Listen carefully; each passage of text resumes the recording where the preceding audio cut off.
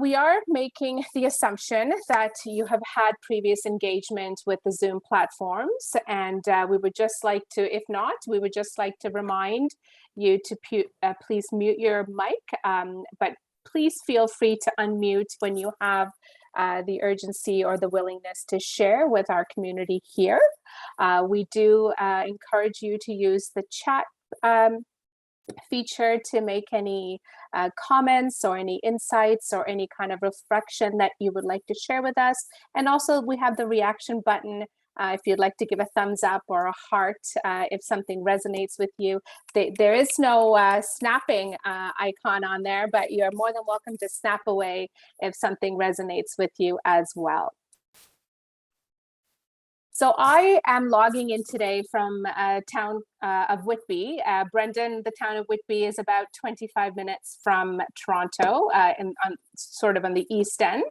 I am a settler on this land, and I want to acknowledge the lands and people of the Mississaugas of Scugog Island First Nation, which is covered under the Williams Treaties. My family and I are situated on the traditional territory of the Mississaugas, a branch of the Greater Anishinaabe Nation, which includes the Algonquin, Ojibwe, Odawa, and the Potawatomi peoples. A little bit in terms of how I make this acknowledgement personal for myself.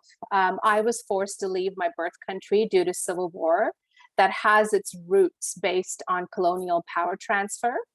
And the land that my ancestors used to farm, live, and thrive on was taken away during that time. And I remember very clearly when Stephen Harper, the former Prime Minister of Canada, said publicly that Canada has no history of colonialism in 2009. And I remember being very shocked by that, knowing that the colonial impacts of colonial powers in Canada. And I remember sharing it with the grade 7-8 learners that I was serving at that time, and really examining that statement as as sort of something that we did as a whole class to explore the denial of Canada's responsibility and the continued damage that that continues to cause many Indigenous communities. So for me, there is still so much learning for me and unlearning, and that I still have to do, and a lot of relationships that I have to, put time and effort into building and making those connections.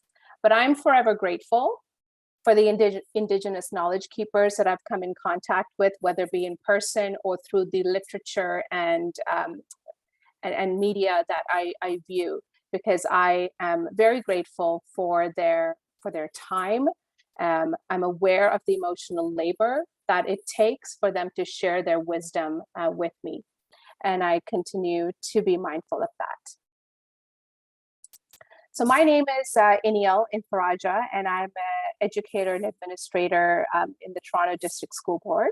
And currently I'm on secondment with TVO as an instructional liaison. And as we introduce ourselves, we encourage you to use the chat to introduce yourself. Maybe if you are joining us from somewhere far away or close to home, let us know. And also if you're joining us as a second time returnee to the session, one of the questions that we kind of left with at the end of the session is, what type of street data have you gathered from your community, from the community that you serve? Or what type of street data do you want to gather from the community that you serve, and what might be an impact that you may expect to encounter? So I know that's a big question. You can choose one of it or all of it. You can put that in the chat. And if you are joining us for the first time, you can just introduce yourself and take time to read some of the other contributions there as well. I will put the question in the chat to help guide us while Isabella introduces herself. Yeah, I'm Isabella Liu, rhymes with new.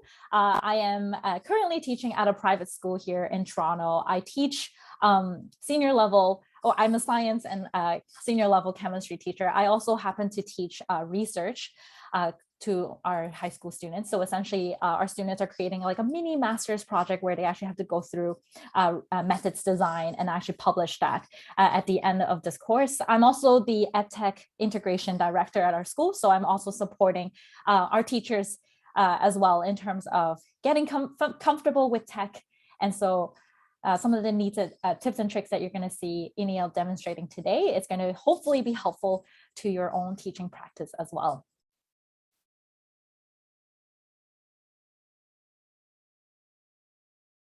So this session is brought to you today by OECM in partnership with Dell Technologies and ALP Advanced Learning Partnerships.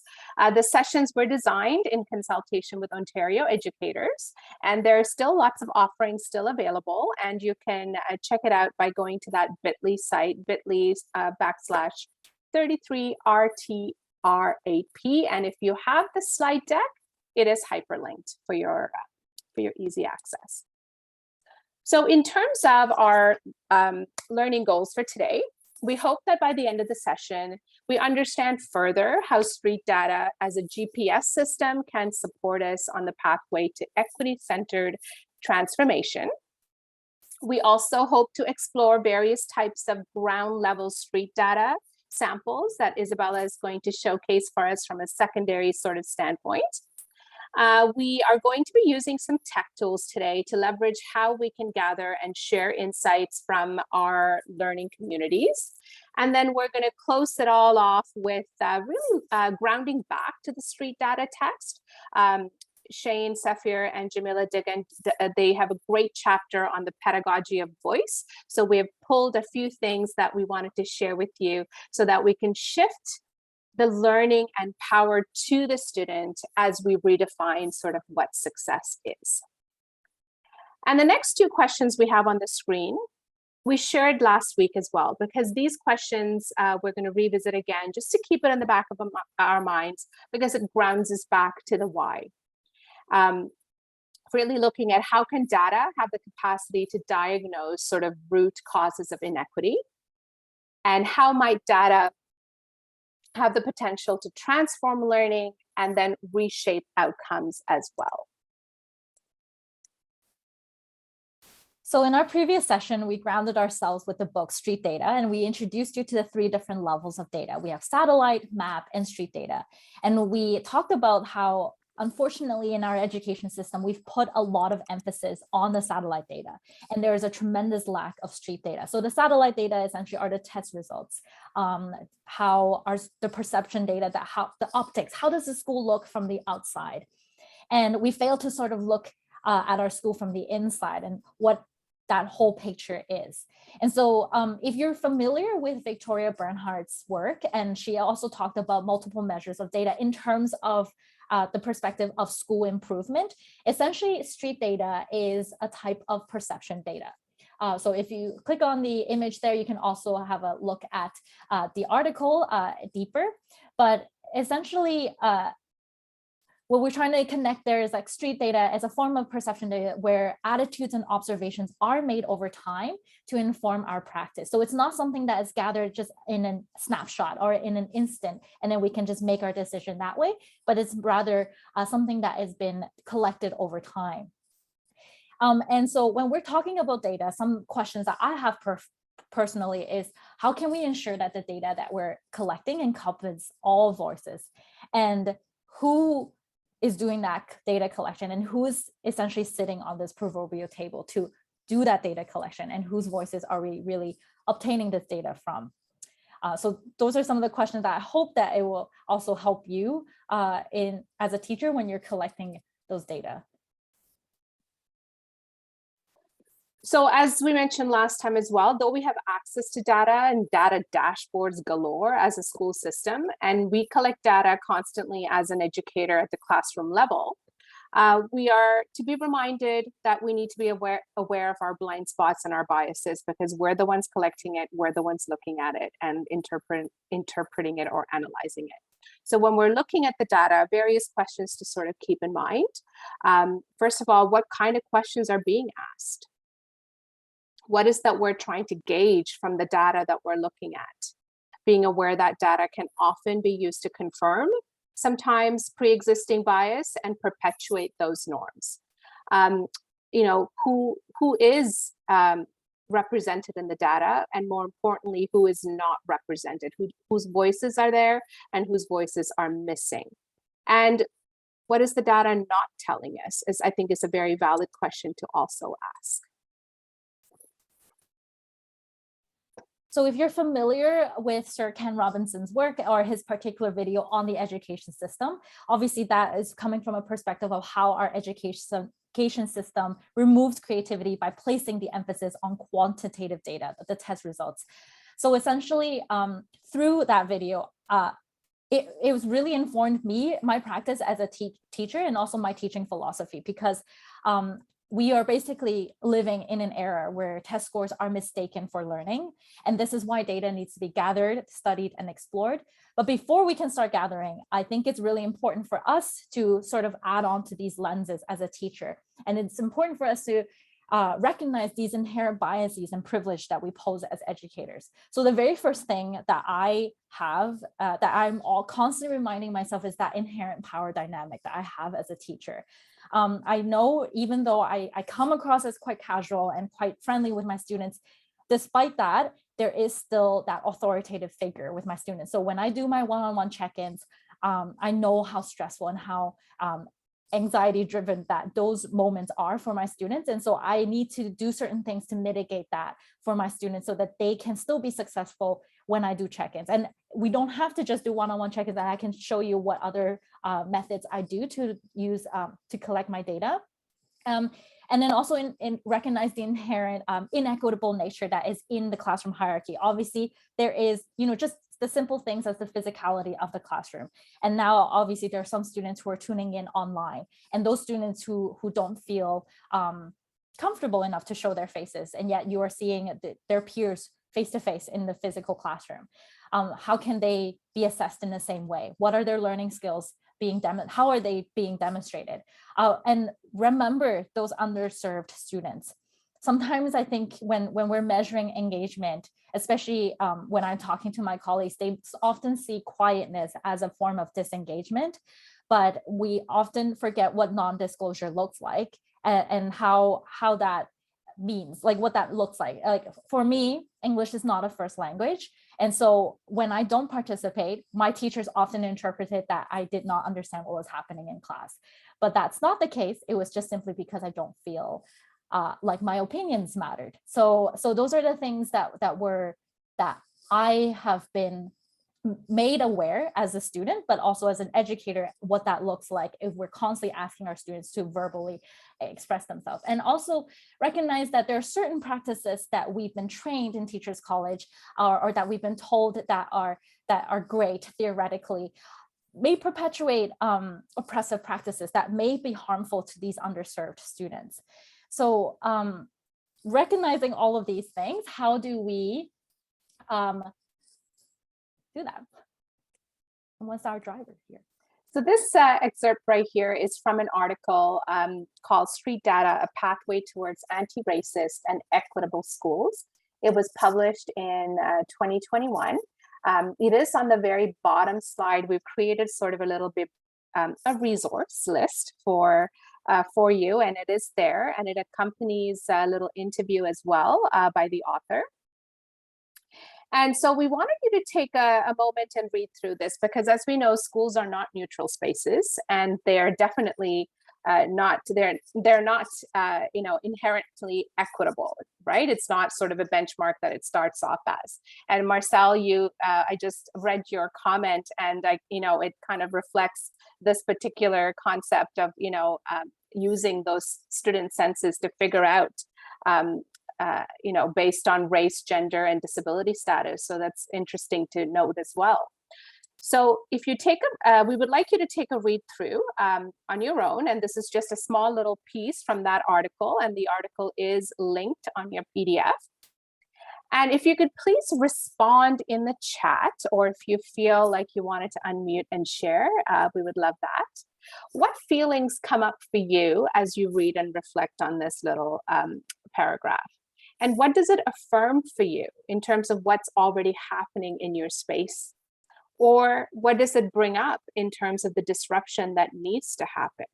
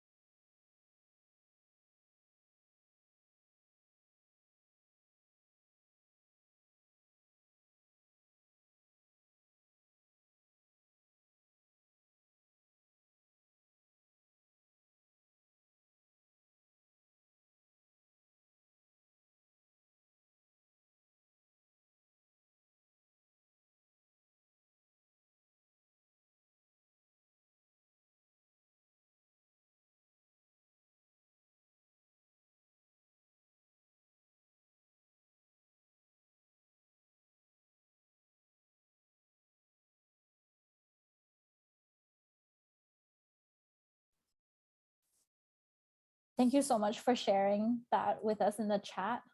Oh, yeah. I felt the same way, Helen, is that it definitely affirms with my belief as well, as is that we need to look inward. And it also forces me to question what I've learned in Teachers College. I think there's like a rose tinted goggles when you're getting trained to become a teacher, and then you get into the classroom, and that's obviously not it because your classroom is constantly changing. Every year you get a different set of students, you have different dynamics that are happening. So it's a reflective practice that we should have as teachers. Yeah, exactly. Yeah, we're a lot of affirming happening in the chat. And for sure, because equity it's not performative, it shouldn't be performative, it's not a quick fix, it's not the silver bullet, it's a journey that keeps going. The work is never done, right? It's more relational than transactional, therefore it gets messy. So in chapter 1 and 2, just at the very beginning of the book itself, the authors really base it on the fact that this is the anti-racism piece is the driver, and it should be what takes us through this work, and moving away from problematizing students, Black, Brown, Indigenous students from a deficit standpoint, really celebrating what even Dr. Gholdy Muhammad's text of cultivating that genius within. So a great way to start again and ground our work in that notion. Yeah, exactly. And even as we're trying to change, we also have to consider impact versus intent. We may have positive intent, but we also want to make sure that we're not perpetuating oppressive practices as well. So one of the feedback that we got from last session is that they really wanted to see what data collection looks like in a in a secondary context. So I can share a little bit on what I do as a science teacher. So in chemistry, unfortunately, we don't really deviate too far away from the traditional modes of assessment. So we have our unit tests, lab reports, and quizzes. Now with unit tests, ultimately, we're trying to prepare our students for university. And with university assessment systems not deviating too far away from multiple choice questions, we still want to provide our students with that experience in our classroom. So I teach advanced placement, which at the end of the school year, our students have a standardized exam. So we still have to have some form of unit tests for my students. But in terms of lab reports and quizzes, it's all about reimagining what those assessments are and how I still assess the same components within those assessments, but in a completely different manner. So it's not just them sitting down and I'm giving them a piece of paper and then they give me back another piece of paper. It's not that a simple transaction anymore. And with unit tests, sometimes I don't even do that. I have obviously units where I actually really wanted my students to showcase their ability. So I have these things that are called passion projects. So for example, there's a particular unit in chemistry, in organic chemistry, that's typically taught in a very dry way because my students have to memorize a bunch of naming rules and they have to memorize organic reactions, and then that's it. So they memorize a bunch of things. I give them a quiz. They have to tell me how much they know by simply demonstrating how well they can memorize something, and then they just call it a day. But organic chemistry inherently is a very interesting topic. So for my passion projects, instead of just being it like a simple project where they go out and like research something, I actually connected our curriculum expectation with something that they actually have to identify as a need. So first of all, they have to go and look out outside to see if there is a lack, if there's a gap. So for example, some of my students have identified that there is not a lot of high school labs that are in organic chemistry, or they realize that there is no good naming rules song. So then some of my students created a rap song, or and then in addition to that, they also have to connect it with a skill that they want to build upon.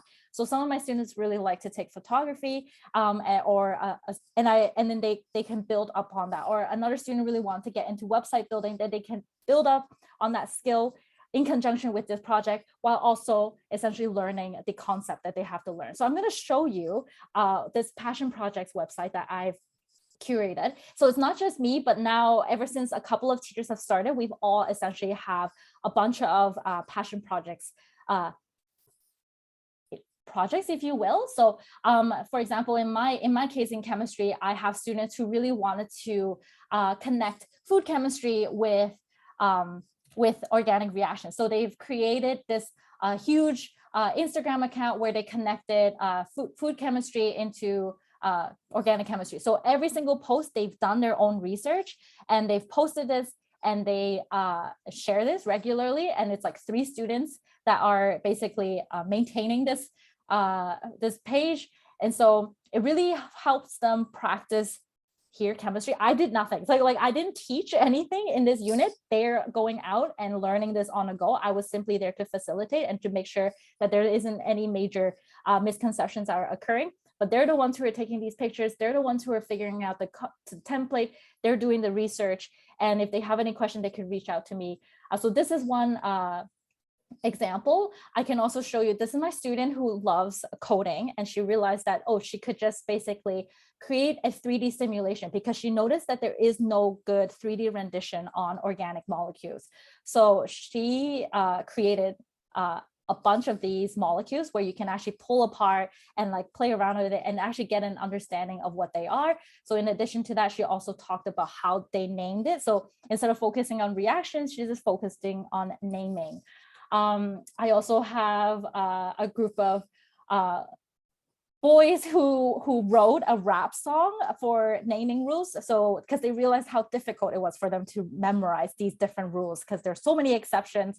So instead they created their own song. They recorded themselves. They mixed the audio tape. They edited it together because this was doing online. And so they all recorded it, sent it to each other, and then edited like a music video as well. And so this obviously in terms of like the planning, so like, and for biology, we also have some stuff like that. And like they took inspiration, right, from let's just say ASAP Science, which is like a huge organic, huge science-based video, and like they essentially just created this thing. Again, they researched it, what is PTSD, and they have to like explain it all in like short amount of period. So essentially we are giving students the opportunity to learn something that they wouldn't normally learn in the science classroom, while also trying to connect it with the curriculum. So through this process, it really made this experience a lot more memorable for them, and it also takes the pressure off of them, because now they can all be successful in their own way. And now you can see that you can have different types of projects. There's no rule to it, and you are simply assessing the big ideas. And ultimately, they all understood how to name organic compounds. They also know the major organic chemistry reactions. So that's how I've done in terms of like, deviating a little bit away from our unit tests. So in terms of our quizzes, our lab reports, I don't ask my students to write full lab reports anymore because of the sheer amount of text that they have to write. And so instead, I only focus on the essential parts, which is the graphs. Like, so what are the skills there? Like, how can you analyze data going from a data table to graph? Do you know how to use spreadsheets? And then the data analysis and the error analysis section. So again, what is your verbal reasoning skill there? I also have one-on-one conversations, and like I've mentioned, it's quite anxiety driven for some of my students. So for my one-on-one check-ins, I would preface it with some questions that I'm going to be asking. So it could be anything from there or related. And then my students would actually have to sign up.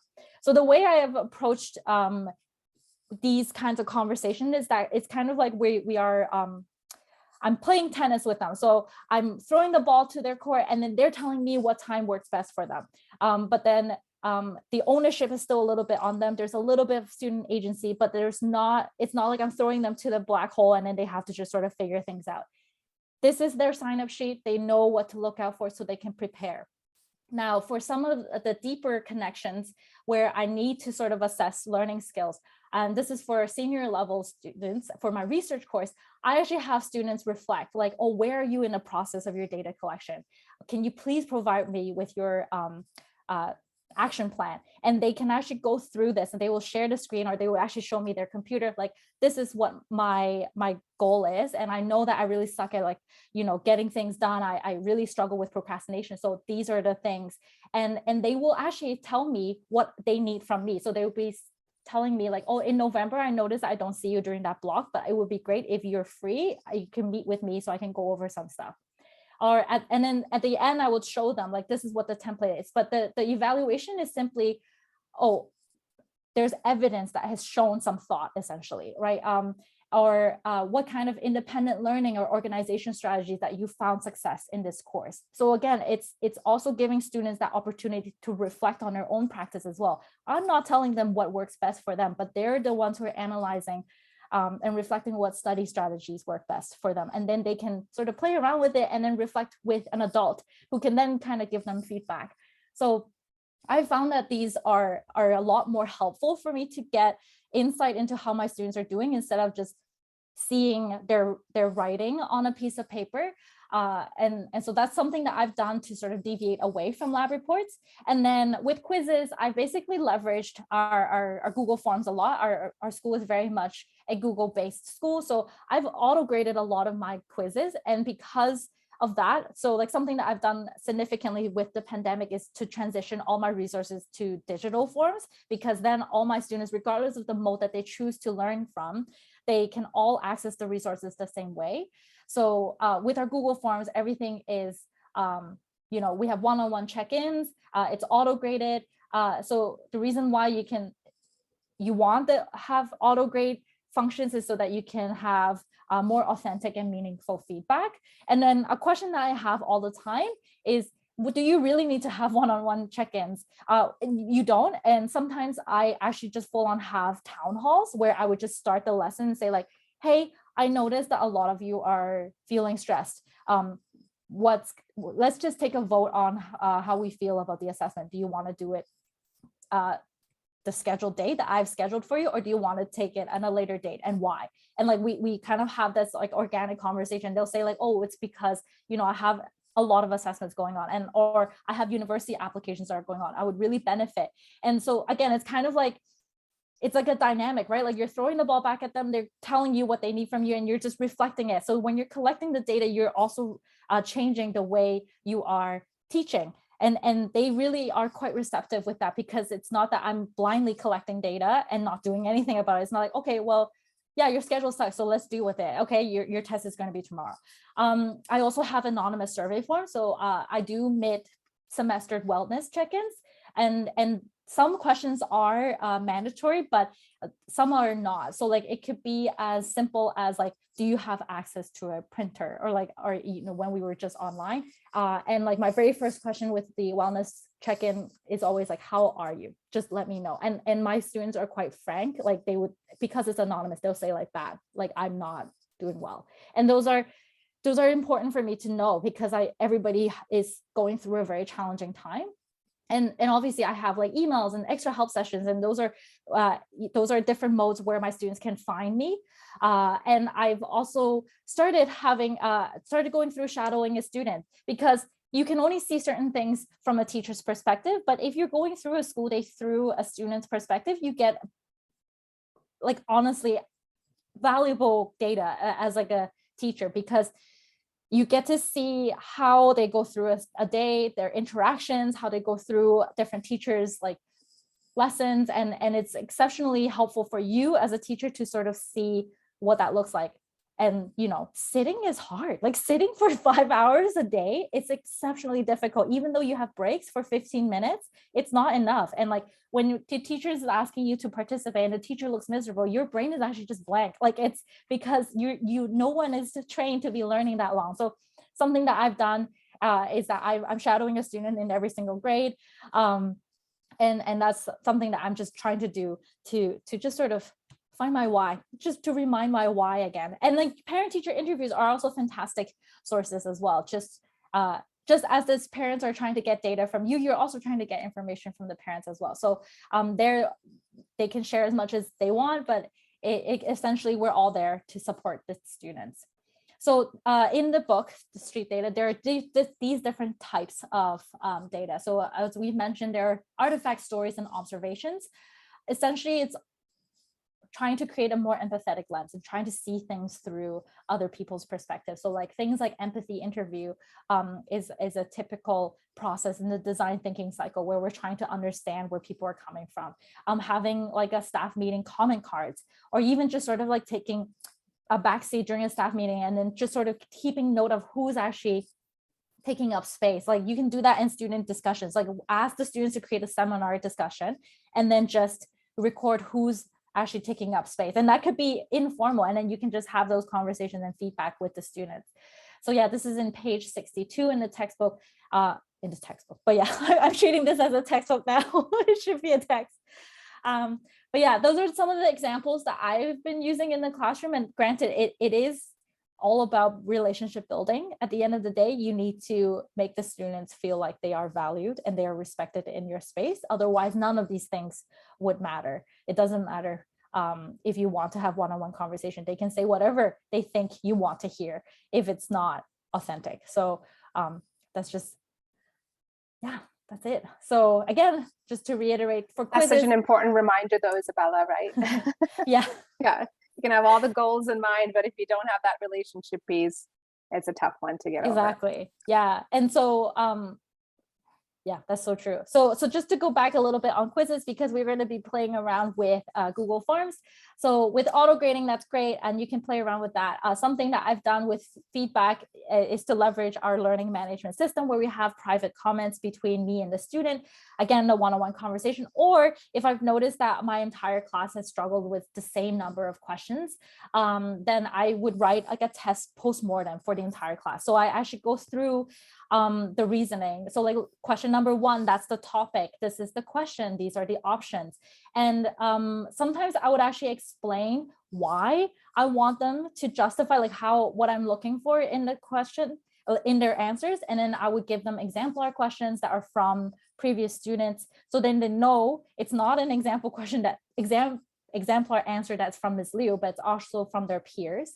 And then for my younger students, I will actually create the same sign-up document at the end of this postmortem document. And I would say, if you've read through this document, you saw your test, but you still have questions, then book a time with me. So again, I have tossed that ball over to their court. They have to do the reading. And if they still have questions, they can toss the ball back there to me, and I'm still there to catch it. So there are different ways to give feedback. You don't have to give one-on-one feedback. If you're finding yourself typing out the same comment over and over again, consider writing out a test, post-test mortem, post-mortem feedback. So then your entire class can benefit from that as well. Yeah, I know it's a lot, but right now we're going to be playing. Thank you, Isabella, because I think you shared some. Am I on mute? No. Thank you. So thank you for sharing those examples. And I really find it interesting that there's a shift. There's a shift to find out more about the students' learning experiences, right? And so you're learning from what it's like for them. So this exploration that we're going to do today, I'm going to put the tasks. So we've created a few things for you. So the first one, if you're interested, is the PDF. So this is a PDF task card. You can open it to get like an overview of the task that we're going to do.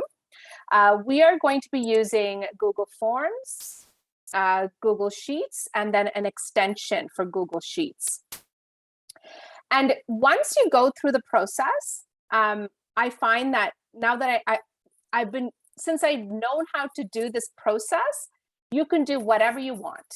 There's so many different creative ways to use this particular task. So what it essentially is you're going to use a Google form to gather information, like Isabella did, gather information from a student, let's say, about their learning experience.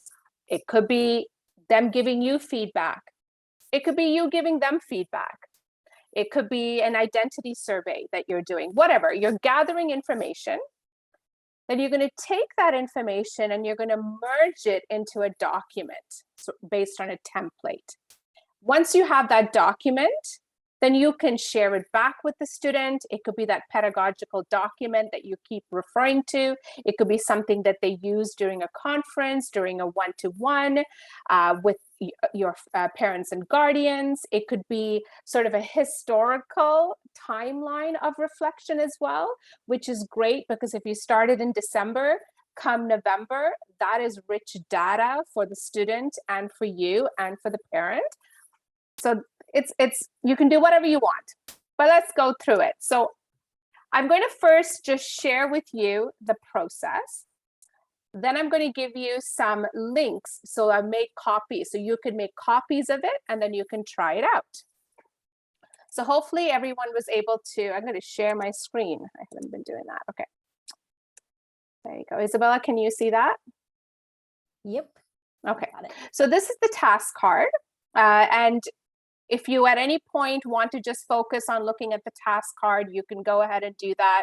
There's some videos and information and more ideas that you can do sort of on an independent way on your own.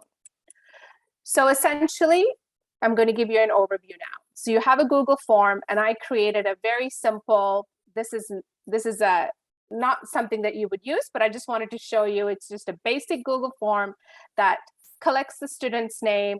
It maybe asks a couple of questions or gets some feedback and then leaves like a general comment box for the students to share something with you. Inia, we might be seeing a different screen right now because we're seeing the Google Slides screen. Huh. Okay, let me stop and share again. No worries.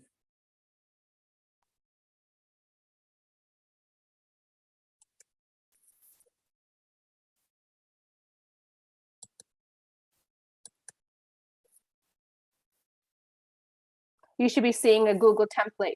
Yeah. So that was the Google form that I shared or not shared before. So a simple one with a student name, some questions that you want to get their feedback or questions to give you feedback, and a general comment box. Then we created templates, like a general template, and this is, you can make it whatever you want.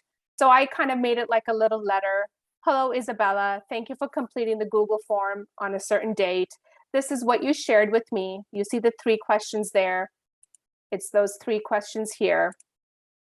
You also shared some additional comments. And then I'm going to give a little bit of feedback. And then I look forward to connecting with you to talk one-on-one, whatever it may be. So whenever you create a Google form, there's always a Google sheet that's attached. So as they fill it out, you get the responses. But what I have done is I've added a column here. So when they send me that Google form, I'm going to personalize their feedback and I'm going to type in comments for those students. But when I run this extension or add-on, which is called Autocrat, what it does for me, and this is the final outcome, what it does for me is that it will take all that information from that student's Google form entry, their name, okay, their options that they did, their comment, their comment that they made, and then my feedback. It's going to take all of that and it's going to put it into a document for me. I can keep adding to it. The student can complete that same Google form in a month or 2 months, and then I could continue to collect that data to conference with them. I can then share this with their parents, guardians, whatever it may be. So that's the purpose, is to merge information, to give feedback, to then share and have that conversation. So I'm going to put a link to, the next thing I'm going to do is put a link to the Google form in the chat. And what you have to do is make a copy of it. What I would suggest, because this is all, I'm sharing this with you so that you can actually play today. Instead of spending time creating the documents, you're just going to make a copy of it. So the first one I'm going to share with you is the Google form. So when you open that, I want you to go to those 3 dots at the top and make a copy and put it in your Google Drive if you have a Google account. It might be beneficial if you just open up a folder called OECM and then put your Google form and your template in there. So make a copy of it so you have it. And the second thing I'm going to put a link to is a Google Doc that will force you to make a copy. And then you can put that in that same folder so you have access and then you can play. So 2 things I want you to make a copy of: the Google form and this template, and have both of it in the same folder so that it's easy for you to access.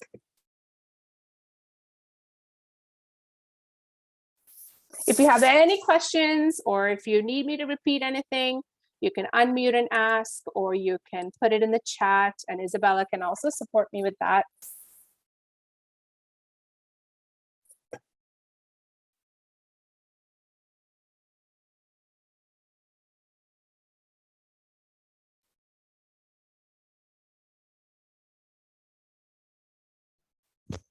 Hey, Anil, can I ask a quick question? Yeah, Mafusa, go ahead. I was asking, I don't know if you caught it in the chat, if the student then again fills out the form, will it go to the same doc or will a new doc be generated? Yeah, so you have that option. I'm going to show it to you when I run the merge, is you can actually collect the information and put it in one single doc every time, or you can have separate documents. Thank you. You're welcome.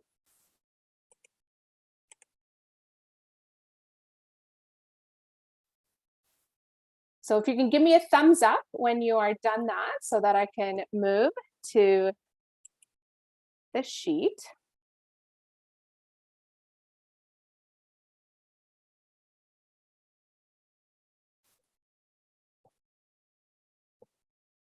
Because of time, I'm just going to just look at the time. It's almost 7:50.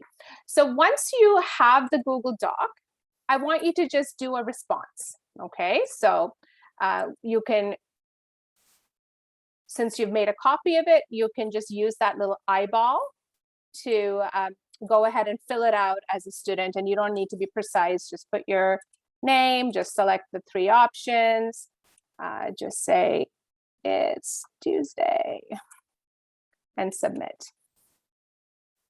So when you do that, you will have, your sheet, your Google Sheet, which is where all the answers are collated. You might need to go in and open up your Google Sheet. If it's the first time you're doing that Google form, you'll have to create a Google Sheet. So it'll have that entry for you. So it will have a timestamp, your name, your answers, and your comment. And I'm going to put my own feedback here to that student. Yay, it's Tuesday. We are having a great week so far.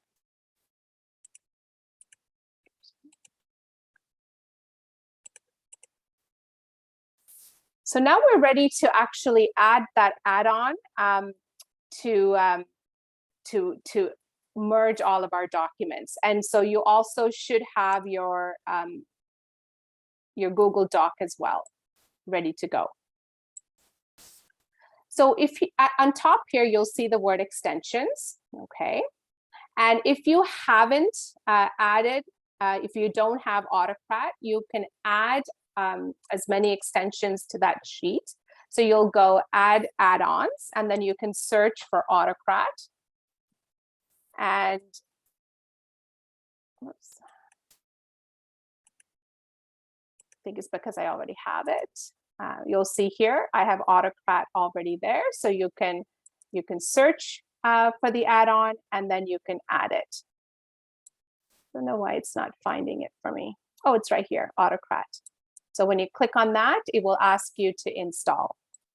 And there are privacy settings that you will have to read through, and then you install it. So once you install, I'm just going to take you through the setting up of it. And the PDF has the screenshots, but there are only a few things that you need to set up. So if you're going to set up the job, I'll go here. You're going to give the job a job name. And I keep it very simple. I always put it back to what it is. So OECM Reflections. And then I find that template. That's the Google Doc that you made a copy of. So you can find it from your drive and pull it up, because it'll say that's the doc that I want to add everything or merge everything to. So first you got to name your job. Then you have to find that particular doc. Then it's very intuitive. It already kind of finds those tags from your doc, and then it kind of gives you options as to what they may be. And if it is accurate, you can just click on it, or you can find what the tags are from your Google Doc as well. But most of the time, it does it very accurately. So I've set up where I'm going to pick up that tag from. So the name tag on my Google Doc is coming from the student name on the Google form. The date on my Google Doc is coming from the date, or maybe it's the timestamp. I'll change it to timestamp. Question one, and then so on. And then you go to next. So this is asking you where you want to pull the information from. Then Mafusa, here's where you asked every time they fill it, that document, what do you want to call it? I like to call it by the student name, because then it's easy for me to then share it back with the student or share it with the parent guardian. And this is where you have to click here. You have to click on the student name, and then you just paste it. It understands it, and then it'll just paste it. What type of document do you want to create? A Google Doc or a PDF? You can do a PDF if you don't want them to type on it or anything like that. And again, here's that thing. Do you want multiple output modes? So every time a student fills it out, do you want a different document, or do you want to merge it all together as one document? So that's, again, a choice for you. That's the destination folder. We already specified that. And then the next few things, you don't need to do anything. Those are very complicated in advance about triggering when to do it, when to do the merges. So I just skipped through all of them. You could share the doc if you're collecting email address. You could share it, and then you can choose view only, because you don't want the student to alter it. In this case, I don't want to share it. And because I'm giving feedback to each of the students, I don't want the document to create the merge as soon as they fill out the form. And that's what auto trigger means, the form trigger. If you are not giving feedback, you can just, trigger it when they fill out the form. But I said no, because I want to give them feedback and then merge the information. And here I've just given it a runtime every hour, do it. And then I save it. That's all I do. So when I do that, it will, here, it hasn't run it yet. So what I can do is I can actually, because I don't want to wait an hour, I can just open up the extension, and there's a little play button, and you'll see the play button there. So if you don't want to wait an hour or lag time, you can see that it's now running the job. And then it will give me the link to the Google Doc, as you can see here. And then when I click on it,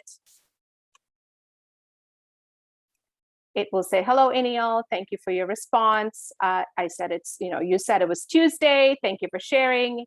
And then it will add my feedback, and that's it.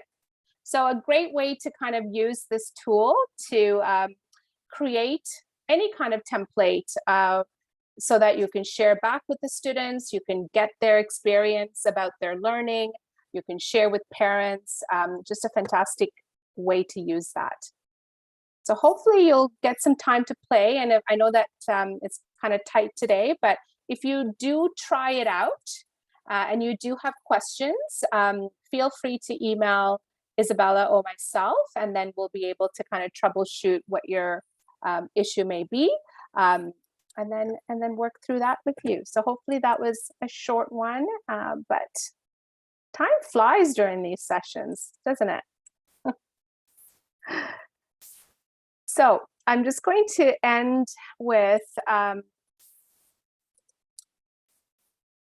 so the reason that we wanted to end with pedagogy of voice is in chapter, what is it, chapter 5, maybe, I can't remember, but on page 104 and 105,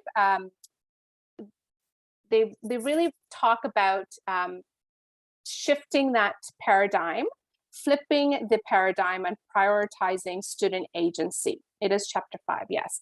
Prioritizing student agency. So being able to give the learning and the authority back to the student. So what they're able to do, and asking from students what they're able to do as a result of their school experience, and gaining that understanding of what is your school experience like. And a lot of the examples Isabella gave us gives us insight. So if we listen more to students and family, what could the possibility be? Moving from a measurement of success with the test to a measurement of success based on experiences and agency. Students building their own knowledge and demonstrating their understanding through those passion projects that we shared with you. So in order to experience that agency, it is important to really focus on identity, belonging, mastery, and efficacy in the learning. So constantly being able to say, I see you as a student, I believe in you. Do you have what you need? Do you feel safe to grow and thrive in this environment? And we want to hear from you. We want to hear what you can do. And she also poses, and we ask ourselves, why is it important? Why do voices, why is it important to hear the voices, and to hear about the agency for our students that are traditionally, historically marginalized. This is from this page here. And again, if you're looking for examples of questions for any kind of attitude surveys or surveys about student, adult, and family experiences, this page on 80 kind of gives you maybe a starting point of what you can use. I find that even one of these questions is something that I could build upon instead of asking multiple of these questions. Just even asking the questions, what is going well for you at school right now? That is a very rich question that will, that gives me so much information. So, but the authors give lots of different questions in terms of how we could ask our students, our parents, and even our adult educators in the building. And using maybe the Google Forms with the Merge add-on can allow you to kind of gather that information and then share it back with a parent or with the larger community with their permission. Also here, looking back to student agency on page 106, we thought that this was a fantastic survey question that you could engage with students around agency, just roses and thorns for each of these, right? This week, I felt my culture, identity, or ways of being and learning were valued. What is something that went well for you in terms of identity? What are some things that, were hard for you? And also, the authors give sort of a general question, but they also make it very simple. And they call it elementary questions, where they simplify the language, even for kindergarten learners. So great pages to check out if you're looking for ways to engage and learn about the experiences of students, parents, guardians, and other educators in the building. And I just wanted to also end with the fact that satellite and map data are important. We need to know graduation rates. We need to disaggregate it by race, gender, and so on to find out what's not working. Attendance data is still important so that we can gain some supports to support the family or to support the student. But also I asked the question, what if we engage students to look at the student census data, as Marcel wanted to explore at the beginning? What if we listen to students and understand the story behind some of the percentages and statements? Provide the time and space for the students to look at what other students are saying, but also take a look at how we can support them, tell us what they need, and be agents of change. Same thing for reading data. We need to know who's reading and who's having some challenges. But what if, in addition to keeping track of student levels, we learned more about the student experience during their reading sessions? What if we learned what time worked better for the student by understanding what their experience of success was like? Was AM better for you or PM? What if we learned about their interests during that reading session and use that to pick the level text to engage them? So lots of different ways we can still take those satellite and map data with the right tools. We can, really make it sing. And that's really up to our own imagination and our agencies as well as educators. This video, we will not have time to watch, but it is linked on your PDF. And the last section talks about choosing the margins. So how can we continue to serve the underserved learners, families, and community members by really tapping into the rich data that we yet are waiting to hear about and learn about. Isabella, that brings us to the end of the session, and it's almost 8:02. So we thank you again for coming and sharing the time with us. I'll pass it on to Isabella to close this off. Yeah, exactly. And then if you have any questions, comments, concerns, feel free to reach out to me and Ninyal. And we have one more session. If you have found this practical session helpful, our next session is essentially the same thing. We're still going to be leveraging the Google Workspace and using other Google tools and see how we can visualize data. And so we're going to be spending a lot of time on Google Sheets. So today you saw a little bit on that in the back end as a result of our Google Forms, but we can actually use a lot of pre-built-in things to sort of visualize data in a very easy manner. So hopefully we'll see you in the last session next week, same time. And that's a great segue too, Isabella. So if you wanted to try the AutoCAD between now and next week and kind of play around with it, definitely we could even give a little bit of time before we dig deep into the Google Sheets. We can open it up to any kind of questions or troubleshooting with that for sure. We do have to do the Oh, the spinning gift, wheel. the price, right? Sorry, I forgot that there's But a I do price. need to know people's names. So let me quickly, I didn't populate it while we were waiting. Sorry. If you have to go, we totally recognize that, you know, your time. I can always email the winner if you need to go, but I can quickly do that as well while we're waiting. Yeah, and we are staying for a bit like afterwards, so if you do have questions, feel free. Yeah, happy to chit chat too. Tell us what resonated with you in this session.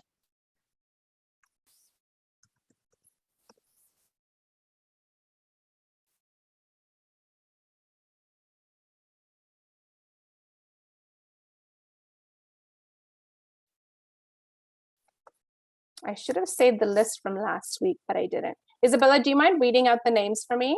Yeah, we have Brandon. Yeah. Helen. Yeah. Marcel. Yeah. Terry. Yeah. Carla. Yeah. Mafusa. Yep. And Andrew. We also had Maureen, who had to leave a bit early. Okay.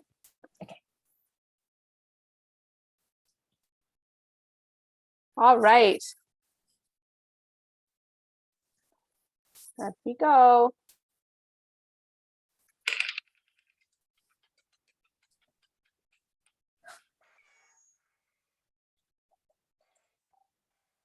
Did everyone hear that? It was not rigged. I heard it. Now you are the recipient of the gift.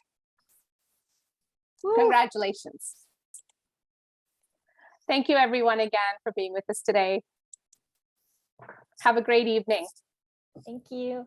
And Iniel, I feel like you could stop the recording just so people feel Thank you. comfortable. Thank you, everybody.